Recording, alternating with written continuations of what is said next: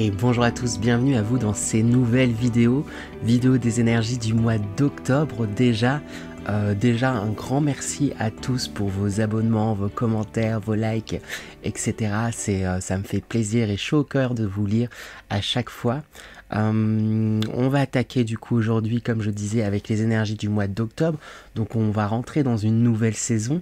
Qui dit octobre dit qu'on va rentrer en automne. L'automne du coup avec des énergies de dépouillement, des énergies où il peut y avoir aussi encore une fin de récolte. On récolte le travail qu'on a accompli tout au long de cette année, de ce printemps, de cet été. Et on va commencer ensuite à aller vers une phase de dépouillement où c'est comme si on mettait un peu à nu nos terres, on récolte voilà les dernières choses à récolter. On se prépare du coup en se dépouillant à une période de pause pour mieux, entre guillemets, redémarrer de nouveaux projets, mieux savoir où est-ce qu'on en est. Donc c'est une période que je trouve très intéressante, hein, parce qu'elle est vraiment transitoire. La période de l'automne, on est, comme je l'ai répété plusieurs fois, dans un dépouillement, mais vraiment aussi...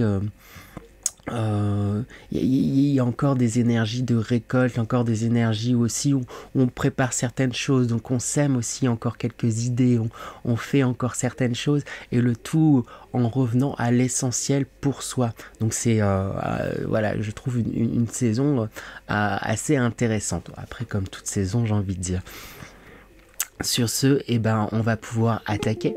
Et on enchaîne à présent avec les Sagittaires, donc j'espère que vous allez bien les Sagittaires.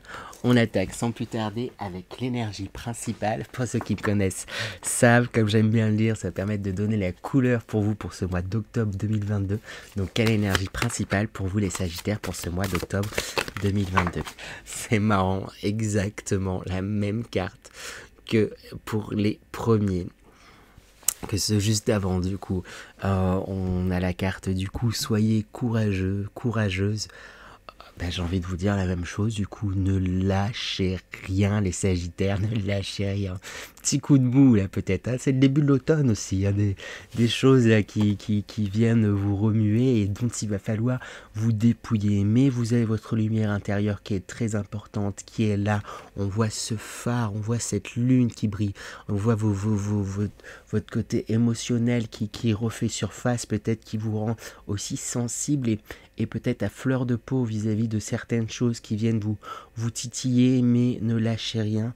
Il y a de belles choses qui arrivent et c'est pour du mieux. On va voir du coup un peu plus en détail pour vous, pour savoir qu'est-ce qui se passe pour ce mois d'octobre pour vous les Sagittaires. Hop, donc quelles sont les énergies générales pour les Sagittaires pour ce mois d'octobre 2022? On a la mort qui sort. C'est la fin de quelque chose pour le début justement de autre chose. Donc c'est pour ça que vous risquez d'être un peu perturbé du coup ce mois-ci. Hein. Du coup, voilà, en plus c'est la carte 10, donc on parle bien de fin de cycle. Il y a une transformation vraiment profonde, hein, que j'ai l'impression qui est en train de se faire en vous, avec notamment cette carte suivante qui dit cela était nécessaire. Vous êtes pris en fait dans un balancement. J'ai l'impression, voilà, c'est peut-être passé des choses pas forcément joyeuses là, peut-être dernièrement, assez récemment.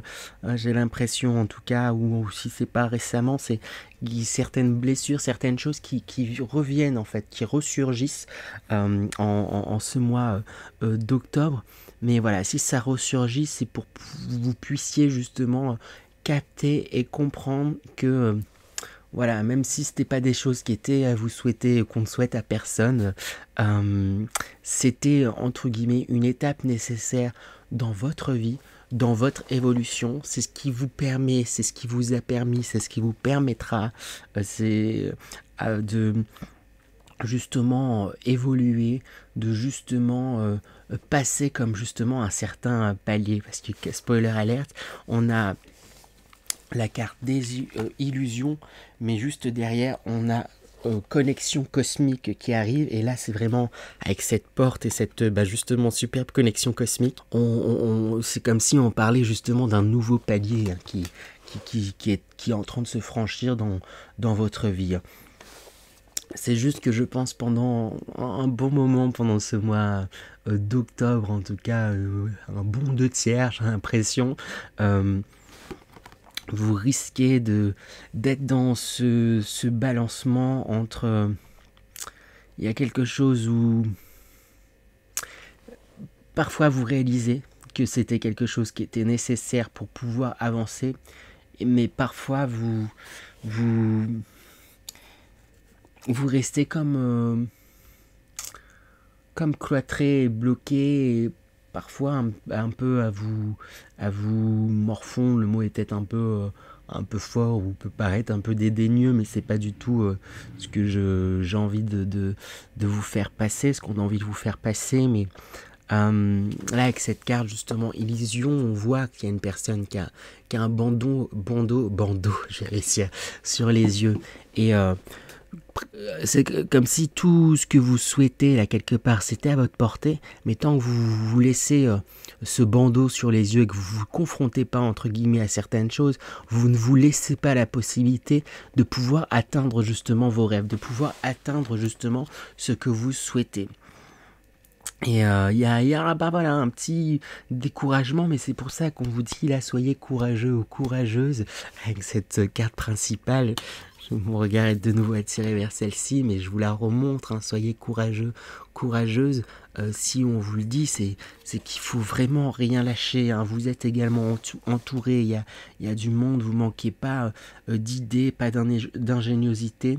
Il est vraiment similaire du coup au tirage d'avant avec la carte de l'élément eau, où on vous invite justement à exprimer, expulser, faire sortir certaines émotions de vous que vous avez peut-être gardées,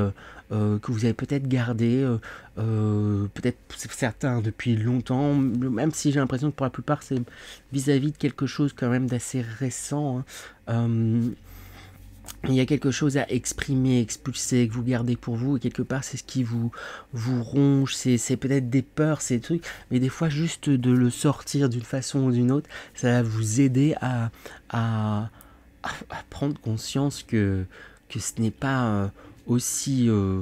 que cette situation difficile n'a pas à avoir un impact aussi important en fait dans votre vie, et que vous avez tout, et que si quelque part vous avez traversé ça, c'est que vous êtes apte à pouvoir le surmonter, c'est que vous êtes apte à pouvoir transmuter ça, à pouvoir voilà laisser mourir cette chose pour pouvoir la transmuter et vous ouvrir, comme je disais, à un autre palier, à de nouvelles choses, et vraiment comme vous élever et vous épanouir et grandir et réussir à atteindre vos objectifs. Mais pour le moment, il y a quelque chose encore un petit peu de tiraillé et de... Oh, j'y vais pas, j'y vais pas, allez j'y vais, oh puis non j'y vais pas parce que ça va passer comme ça, comme si, là, et puis non je veux plus rien voir, il y a une énergie un petit peu comme ça. Je vais tirer du coup sans plus attendre des conseils pour vous aider justement à y aller, pour vous aider à exprimer ce que vous avez exprimé, pour vous aider justement dans cette transformation en fait, tout simplement. Comme je l'ai dit, vous êtes avec cette première carte qui sort, hein, la mort, et vous êtes dans une phase transitoire, dans une phase de transformation, hein, la mort de quelque chose pour le début d'autre chose, hein, vraiment quelque chose de cet aspect là. Donc quelques conseils du coup pour vous les Sagittaires, pour mieux vivre ces énergies, mieux vivre cette transformation, cette transition qui se fait pour vous. Donc quelques conseils pour les Sagittaires. Avec la carte de la jeune mariée et celle de la folie juvénile, c'est comme si on me disait arrêtez de vous restreindre et lancez-vous. Même si vous avez l'impression de vous mettre en péril en vous lançant, au final on vous dit vous n'avez rien à perdre. Il y a des filets en fait pour vous rattraper, il y a quelque chose pour vous rattraper. Il y a cette impression de ne pas avoir de filet et de il y a vraiment une impression là de ouais, mais si je me lance, je vais briser un contrat et du coup je serai justement sans filet et je pourrais tomber à tout moment. Alors que là justement on vous invite quand même à vous à vous lancer et à vous faire confiance hein, avec la carte de la modestie. Ici c'est surtout l'image qui me parle avec toutes ces fleurs et il y a quelque chose où justement quelque part c'est un peu comme si on vous disait lancez-vous des fleurs, faites-vous soyez aussi beaucoup plus doux en fait avec vous-même. Soyez le mot simplicité en fait aussi tout simplement. Euh, à un moment donné, vous avez envie de faire ça. Bah, allez-y, allez-y, go. Vous êtes un signe de feu. Vous pouvez avoir ce côté fonceur, ce côté on y va, ce côté très flamboyant justement. Et peut-être que euh, justement, peut-être dans le passé, il y a des choses où vous avez l'impression de parfois avoir été peut-être un peu trop impulsif et, euh, et du coup d'avoir trébuché par la suite. Mais je sais pas comment dire, c'est comme si on me disait que... je sais pas comment exprimer ce que je ressens, c'est comme si... dans tous les cas, vous avez appris en fait déjà et, euh, et quelque part, en fait, ça vous réussit. Parce que là, vous vous attachez aux fois ou aux quelques petites fois où ça ne vous a pas réussi, alors que de façon générale, là, votre côté qui peut parfois être impulsif, en fait, c'est quelque chose qui vous a énormément réussi, qui vous a permis d'évoluer énormément et ça, comme si on vous disait là, massez les épaules, détendez-vous, ça va bien se passer. Hein. Vous avez acquis tout plein de compétences. Oui, c'est ça, vous avez acquis énormément de compétences. Donc, faites-vous confiance, soyez vraiment beaucoup plus doux avec vous-même. Après, mais une petite parenthèse, hein, juste de moi à vous. Il y a impulsif et impulsif, vous pouvez vous lancer dans quelque chose. Je vous dis pas de tout claquer, de partir, je ne sais quoi. Pensez un minimum peut-être à certaines choses, à certains, comme, certains détails, euh, mais voilà, il y a un juste milieu entre vous lancer sans réfléchir à rien et, euh, et justement ne jamais vous lancer parce que vous vous sentez restreint. Y a vraiment ce juste milieu à trouver et j'ai envie de dire qui pour vous, j'ai l'impression les Sagittaires se situent un petit peu plus du côté de l'impulsivité. Je ne sais pas comment l'exprimer autrement. J'espère avoir été compris en tout cas pour vous. Mais parce que ça vous convient, enfin je sais pas comment dire vraiment pour là c'est comme si voilà il y avait une balance à chaque côté, là c'est le milieu du coup et là c'est le côté impulsif, là c'est le côté modéré et pour vous bah votre juste milieu il est pas là mais plus un petit peu par là, mais c'est ainsi que se trouve votre équilibre pour vous les Sagittaires, j'ai l'impression. Voilà.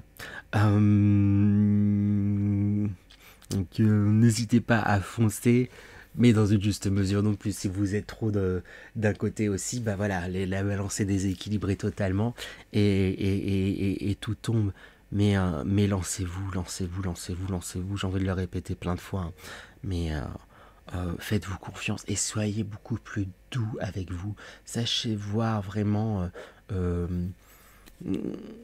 vos transformations et vous êtes apte en fait à pouvoir avoir ce que vous souhaitez. J'ai vraiment envie de le répéter. C'est chouette là, il y a un terrain qui se prépare, hein. Il y a un terrain qui se prépare. Hâte de voir du coup ces mois suivants pour vous. N'hésitez pas à me dire ce qu'il en sera aussi également pour vous. On va tirer du coup un dernier message avec les cartes, avec l'oracle bleu. Hop, un dernier message pour les Sagittaires.